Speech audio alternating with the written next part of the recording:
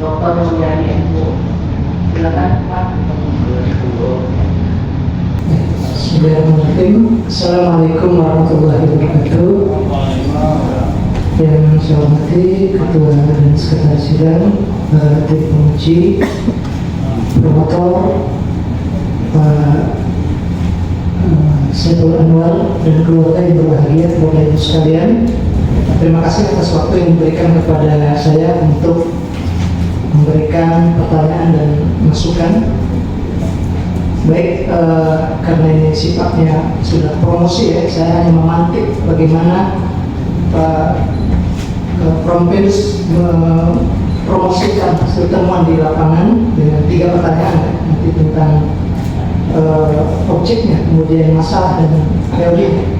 Yang pertama, di objek penelitian ini Prompedus mengambil meneliti tentang akulturasi tradisi nganggung dengan adanya dengan Islam, dalam hal ini adalah Maulid Nabi. Mungkin ini hanya sebagai pertanyaan awal ya, bagaimana mungkin Prompedus ceritakan tradisi sebelum ada perpaduan dalam hal akulturasi dengan adanya Islam ya, mungkin yang karena ini kan dari turun-temurun sudah lama ya nganggung ini.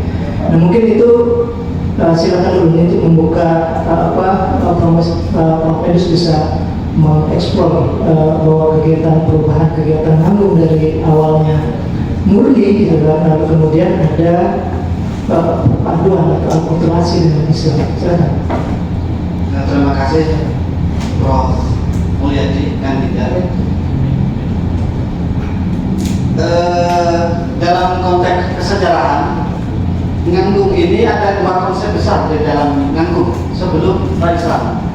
Pertama, dia sebagai ungkapan syukur. Ini dilaksanakan, waktunya dilaksanakan setelah, kalau dia masyarakat agraris, mereka yang sehari-harinya berada di kebun atau mengelola ladang, mengelola hutan, dia setelah panen padi atau setelah panen tanaman hortikultural, itu sebagai bagian dari bentuk syukur. Kemudian yang kedua, konsep ini dilakukan untuk mengusir atau tolak bala ketika ada jenis penyakit atau bala yang tidak diinginkan oleh komunitas itu. Mereka menganggap bahwasanya ini karena kita kurang memberikan sesaji, maka istilahnya dulu sesajen. Kalau di Jawa sesajen.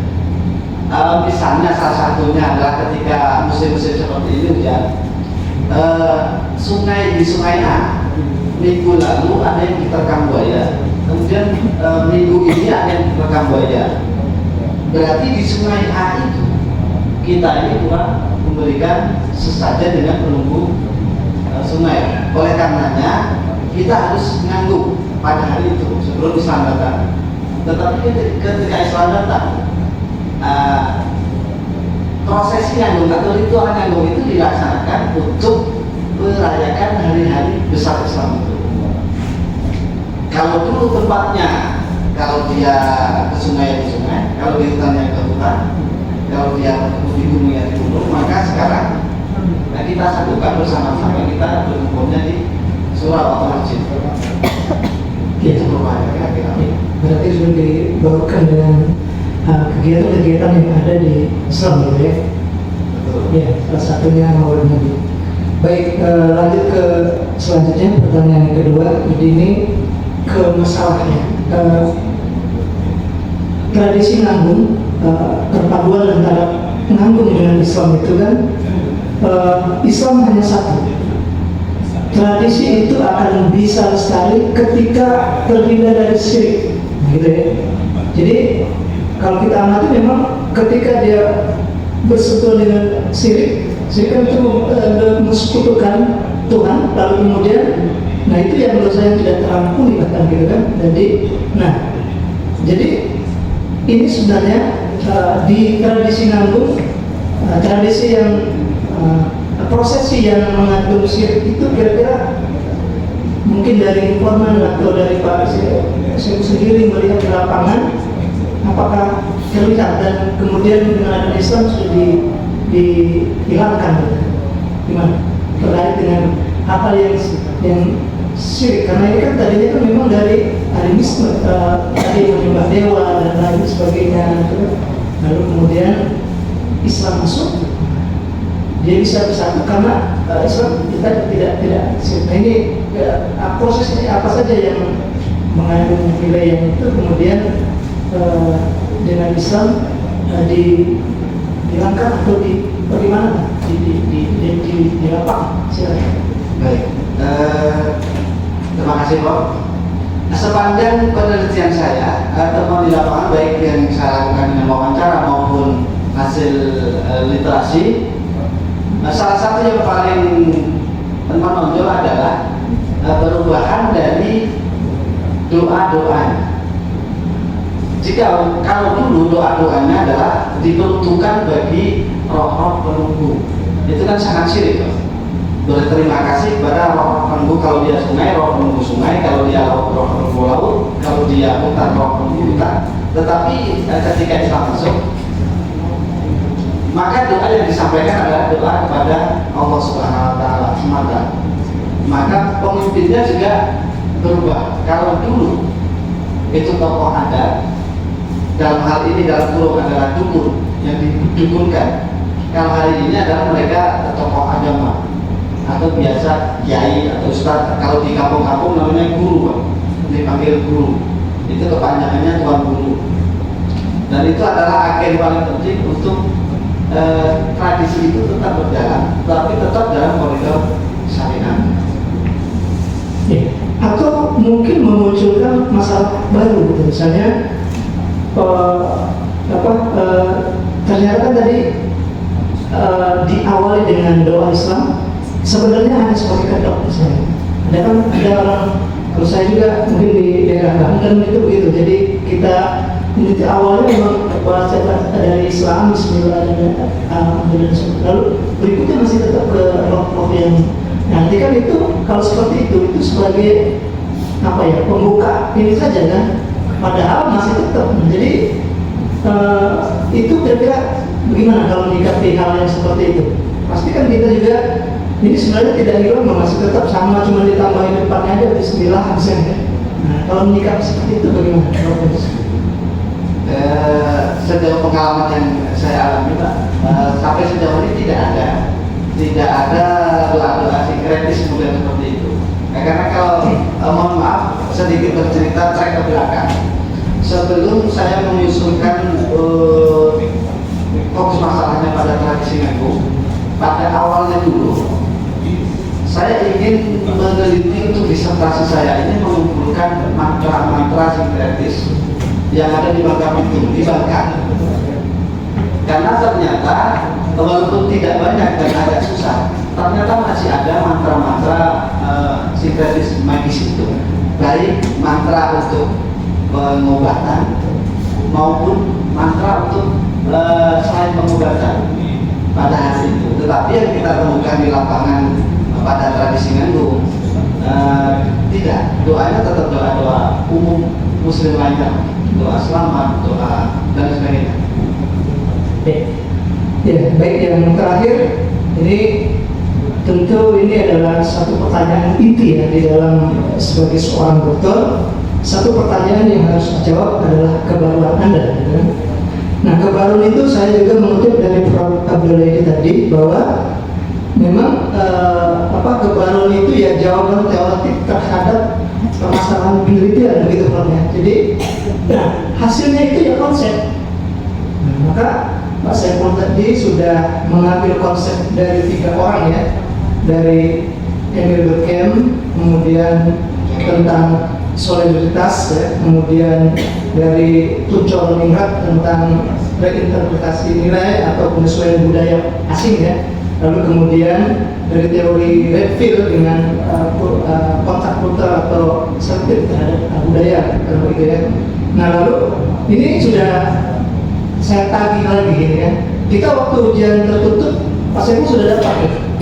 Sebenarnya sudah dapat. Waktu itu Pak Saiful menyebut bahwa kebaruan yang didapat itu solidaritas akultatif.